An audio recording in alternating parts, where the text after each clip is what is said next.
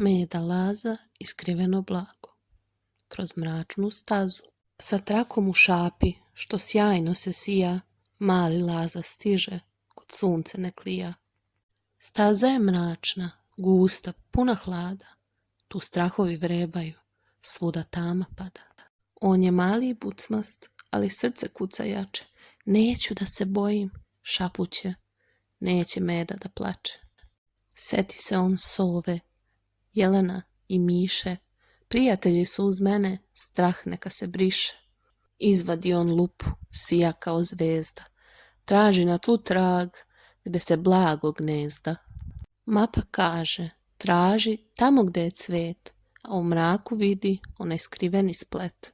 Kada odjednom čuje šu, zvuk neki, iza velikog panja pokraj reke, gde se proteže put preki. Nije bio bau, ni čudovište sivo, već maleni jelen, što zvao se Ivo. I ja sam se uplašio, reče jelen mlad, ali zajedno možemo sve, pobeđuje sklad. Pronađu na kraju, uz pomoć Lazine lupe, jedan mali fenjer gde se svetlosti kupe. Fenjer zasija i staza posta jasna, a iznutra ispade mala plava kasna.